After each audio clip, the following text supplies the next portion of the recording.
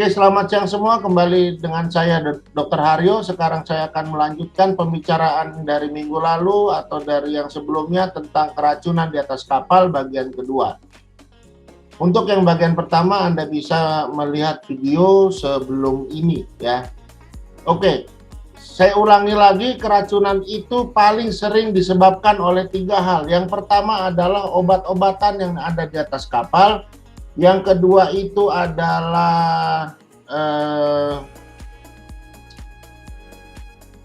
bahan-bahan kargo yang mungkin yang sedang diangkut di situ ya. Bisa karena memang kargonya mengandung zat radioaktif, polusi dan lain sebagainya ya. Lalu yang berikutnya adalah zat kimia yang dipakai oleh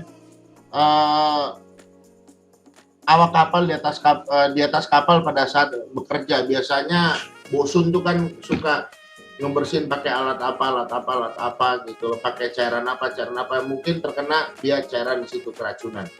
Nah, yang paling utama itu keracunan obat. Di minggu lalu saya sudah membicarakan tentang keracunan parasetamol. Di minggu sekarang ini saya membicarakan tentang keracunan dari aspirin. Oke, apa itu aspirin? Sebelum itu saya akan memberikan satu tulisan. Saya akan beritahu bahwa ada yang namanya analgetik di atas kapal ya. Ada nama obat dalam golongan analgetik ya. Analgetik. Apa itu golongan analgetik? Yaitu anti nyeri ya. Di atas kapal secara berurutan itu ada yang efeknya lemah, ada yang efeknya kuat. Yang efeknya lemah nomor 1 itu dimulai dari aspirin. Menurut buku nih ya, saya nggak menyimpulkan sendiri, menurut buku. Yang kedua di atasnya ada parasetamol. Yang ketiga di atasnya itu ada ibuprofen atau ibuprofen orang bilang. Mungkin merek dagangnya apa biasanya? Ibuprofen, Proris ya. Lalu di atas ibuprofen ada yang namanya tramadol, lalu paling terakhir di atas tramadol ada yang namanya morfin. Oke, nanti untuk bagaimana cara penggunaan obat ini akan kita bahas di bab sendiri, di chapter sendiri. Tapi ini Anda harus tahu bahwa obat-obatan ini tingkatannya dari yang paling rendah sampai yang paling tinggi. Efeknya ya, maksudnya efeknya. Oke, sekarang kita akan melihat yang keracunan aspirin. Ya. Aspirin. Kalau keracunan aspirin itu biasanya aspirin itu Anda harus tahu dia dipakai untuk meredakan nyeri dan demam. Bisa ini. Tapi untuk Indonesia, untuk orang di Indonesia sudah mengenal dengan yang namanya parasetamol. Ini yang biasanya digunakan sebagai anti nyeri, ya, anti nyeri. Ada 2 dia fungsinya, juga anti apa namanya? Saya lupa, anti demam, ya, anti nyeri dan anti demam. 2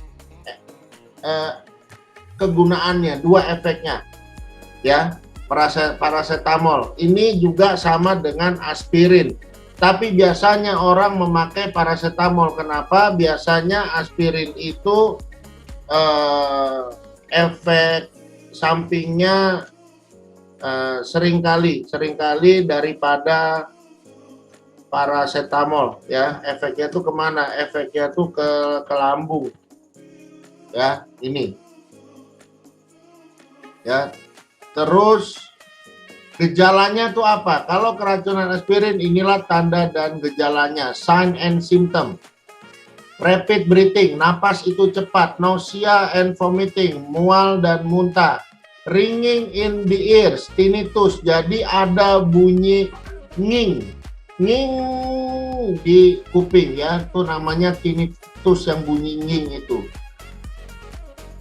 Yang itu sebenarnya sudah sudah menunjukkan bahwa akan adanya keracunan daripada aspirin. Apa yang harus dilakukan? Yang harus dilakukan adalah memberikan charcoal, ya. Kalau di sini mungkin charcoalnya itu yang bisa dipakai itu apa ya? Apa namanya? Norit ya, norit. Nah, biasanya dipakai itu norit. Ya, norit dihitung. Pokoknya yang Anda butuhkan adalah 1 gram ya per kilogram berat badan. 1 gram per kilogram berat badan. Jadi kalau ada 50 kilo berarti dia membutuhkan, ya, kalau ada 50 kilo, kalau ada 50 kilogram berarti dia membutuhkan berapa? Berarti dia membutuhkan 50 gram. Ya, 50 gram, kalau itu isinya 5 gram berarti butuh 10 tablet, ya. Oke, ini aspirin. Lalu berikutnya ini saya agak lewat metanol yang sering lagi dipakai. Nah, ini dia. Organofosfat dan karbamat insecticides, ya. Ini biasanya ada pada obat-obatan anti serangga. Ya, obat-obatan anti serangga. Gejala dan tandanya itu apa? Mulai dari profuse saliva, keluarnya air liur yang banyak, keluar juga air mata, sweating, berkeringat, excessive lung secretion, ada cairan pada paru-parunya, diare, frequent urination, jadi kencing terus-menerus, pupilnya mengecil, slow pulse, denyut nadinya melambat, ada wheezing. Wheezing itu kayak orang asma ya. Nah, itu wheezing ya, seperti orang asma. Ya, di beberapa kasus lainnya ada yang namanya muscle weakness, kelemahan daripada otot. Ya, nanti Anda ini bisa Anda lihat di YouTube saya, Anda pantengin aja karena saya habis ini biasanya udah dikeluarin sama admin, tapi kan video YouTube-nya udah saya berikan. Jadi Anda bisa melihat atau memantau terus ada video baru dari saya. Nah, di sini ketika kamu tidak yakin bahwa pasien itu kemasukan organofosfat, ya, if you are not sure, kasih atropin. Atropin itu jenis suntikan, ya, intramuskular. Apa itu atropin? Nanti saya akan berikan di WhatsApp dari Halo Dokter. Ini waktunya tinggal 7 menit lagi. Ya, apa yang harus dilakukan sama kayak tadi, belikan karpoal, berikan apa tadi? Norit ya, berikan norit. Ya, berarti ini segini. If the substance has been or maybe been swallowed, even symptom already appear.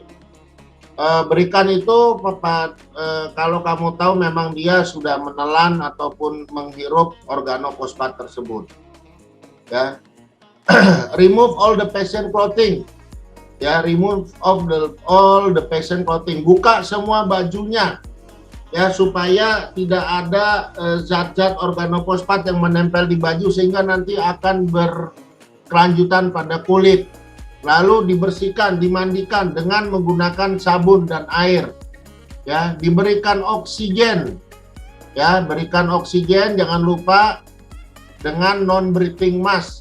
Nanti bagi yang nggak tahu silakan tanya aja apa itu non-breathing mask. Tapi ini ada di mana? Ada di Google. Anda ini saja. Anda googling saja, ya. Terkena racun apa nih? Racun tikus nanti. Apalagi nih? Terkena, di sini ada yang penting lagi. Nih gas CO, karbon monoksida. Ya, gas pembuangan. Ya, untuk masalah ini, untuk penanganannya akan dibahas di chapter 9. Yang mana kalau memang ketahuan orang itu menghirup gas karbon monoksida, itu harus diberikan oksigen. Ya, karena teorinya karbon monoksida itu tertanam di dalam darah karena ikatan yang kuat. Sehingga oksigen harus lebih banyak dimasukin untuk mendesak CO itu keluar. Ya, CO itu keluar. Lalu keracunan sianida ini nggak gitu banyak dibahas di buku ini. Keracunan karbon monoksida juga sama tadi seperti karbon dioksida. Ya, gigitan serangga, gigitan ular. Saya tidak menjelaskan, oke, ini hanyalah yang saya jelaskan tadi hanya tentang obat-obatan saja ya, dan menangani kasus keracunan secara umum. Oke, mungkin ini saja bab keracunan yang bisa saya sampaikan. Sisanya boleh Anda tanyakan. Ya, insya Allah akan saya jawab. Tanyakan saja di kolom komentar. Insya Allah akan saya jawab. Oke, sampai sini saja perjumpaan kita. Wassalamualaikum warahmatullahi wabarakatuh.